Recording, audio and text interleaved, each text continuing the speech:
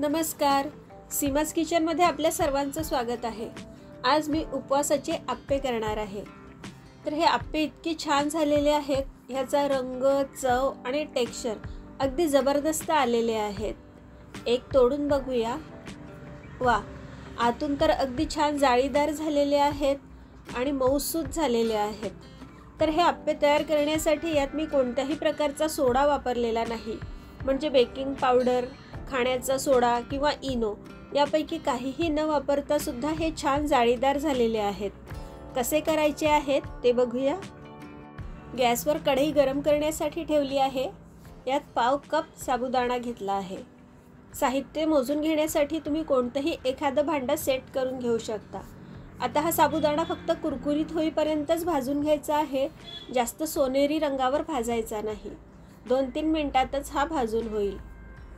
साबुदाणा आता छान भाजून झालेला आहे, हा कुरकुरीत झालेला आहे। गॅसची फ्लेम बंद करूया।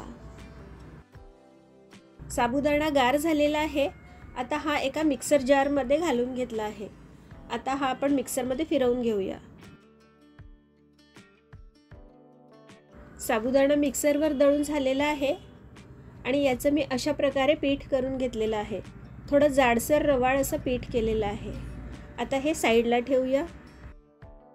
एका मिक्सिंग बाउलमध्ये 1 कप भगर घेतली आहे। ज्या भांड्याने साबुदाणा मोजून घेतलेला होता त्याच भांड्याने भगर सुद्धा मोजून घ्यायची आहे। आता ही भगर स्वच्छ धुवून घ्यायची आहे। 2-3 वेळेस पाणी बदलून ही भगर स्वच्छ धुवून घेऊया। याला वरी, वरई, भगर किंवा उपवासाचा तांदूळ असेही म्हणतात। तुमच्याकडे याला काय म्हणतात हे कमेंटमध्ये सांगा। भगर स्वच्छ धुवून झालेली आहे आणि ह्यातलं सगळं पाणी मी काढून टाकलेलं आहे।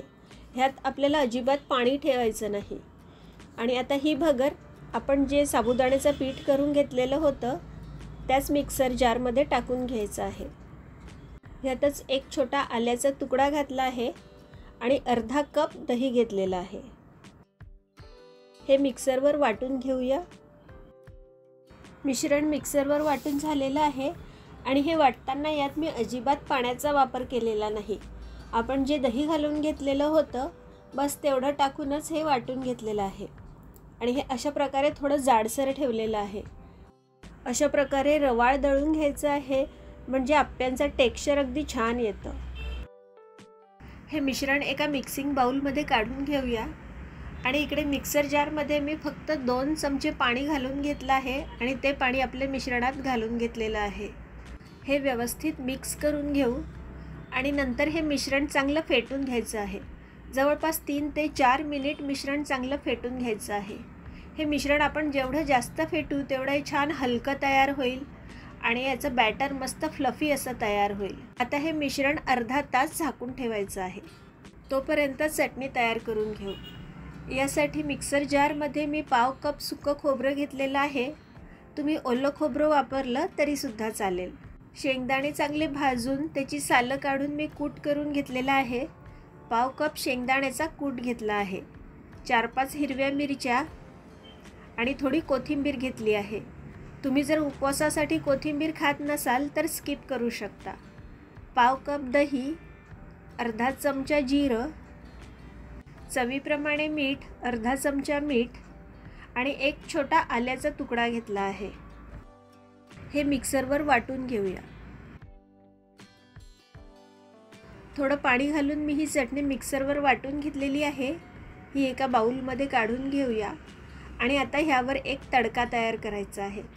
यासाठी कढईत मी 1 चमचा शेंगदाणा तेल चांगलं कडकडीत गरम करून घेतलं आहे।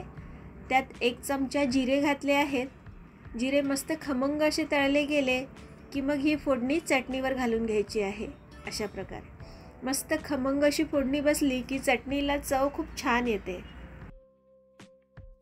अर्धा तास झालेला आहे। बघूया मिश्रण कसं झालेलं आहे। भगर आणि साबुदाणा अगदी मस्त मुरलेले आहेत, छान फुलले आहेत।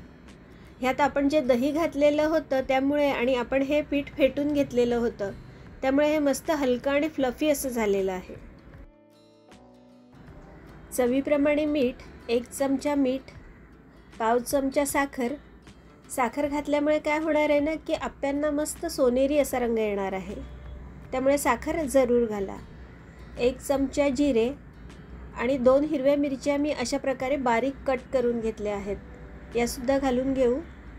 एक मध्यम आकाराचा कच्चाच बटाटा घेतला आहे, त्याची सालं काढून घेतलेली आहेत आणि हा बारीक किसणीने किसून घेतला आहे.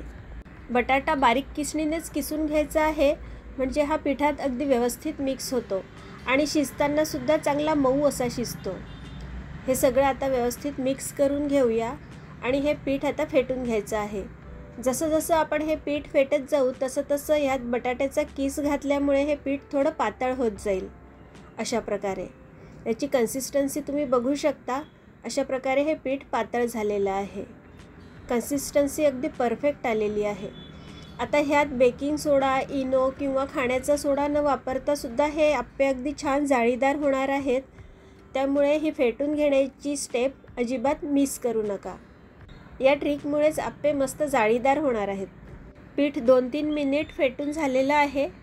आप्पे करण्यासाठी पीठ आता तयार आहे. गॅसवर आप्पे पॅन गरम करण्यासाठी ठेवलं आहे आणि ह्यात 2-2 थेंब साजूक तूप घालून घेतलं आहे. तुपाच्या ऐवजी तुम्ही शेंगदाणा तेलसुद्धा वापरू शकता. आता ह्यात बॅटर घालून घेऊया. पुन्हा एकदा हे पीठ व्यवस्थित मिक्स करून घ्यायचं आहे आणि नंतर आप्पे पॅनमध्ये घालायचं आहे. अशा प्रकारे बॅटरची कन्सिस्टन्सी अगदी परफेक्ट झालेली आहे. हे अगदी जास्त पातळसुद्धा नाही किंवा जास्त घट्टसुद्धा नाही. पीठ जर जास्त घट्ट झालं तर आप्पे थोडे कडक होतात. आता यावर झाकण ठेवून 2 ते 3 मिनिट वाफ काढून घेऊया. 2-3 मिनिट झालेले आहेत. याला छान वाफ आलेली आहे आणि आप्पेसुद्धा अगदी छान शिजलेले आहेत. गॅसची फ्लेम मी लो ठेवलेली आहे. मंद आचेवरच आप्पे चांगले शिजवून घ्यायचे आहेत. अशा प्रकारे आप्पे उलटून घेऊया. रंग तर बघा किती सुंदर आलेला आहे आणि याला छान जाळीसुद्धा पडलेली आहे. कोणताही सोडा किंवा इनो न वापरता सुद्धा आप्पे किती सुंदर झालेले आहेत. मस्तच. कमीत कमी तुपाचा वापर करून हे आप्पे तयार झालेले आहेत. आपण फक्त 2 थेंब ह्यामध्ये तूप घातलेलं होतं. दोन्ही बाजूंनी आप्पे चांगले शिजवून झालेले आहेत. हे काढून घेऊया. आपण जे प्रमाण घेतलेलं होतं त्या प्रमाणामध्ये जवळपास 28 आप्पे तयार होतात. असे हे मस्त जाळीदार आप्पे आणि चटणी आता खाण्यासाठी तयार आहेत. हे आप्पे इतके जबरदस्त झालेले आहेत की ज्यांचा उपवास नाही ते सुद्धा आवडीने खातील. इतके हे छान झाले आहेत. तुम्ही सुद्धा हे आप्पे एकदा नक्की ट्राय करा आणि तुमच्या प्रतिक्रिया मला कमेंट बॉक्समध्ये कळवा. व्हिडिओ आवडला असेल तर लाईक करा आणि हो, आपल्या मित्रपरिवारात सुद्धा जास्तीत जास्त शेअर करा. पुन्हा एकदा भेटूया अशाच एखाद्या छानशा रेसिपीसह. थँक्यू.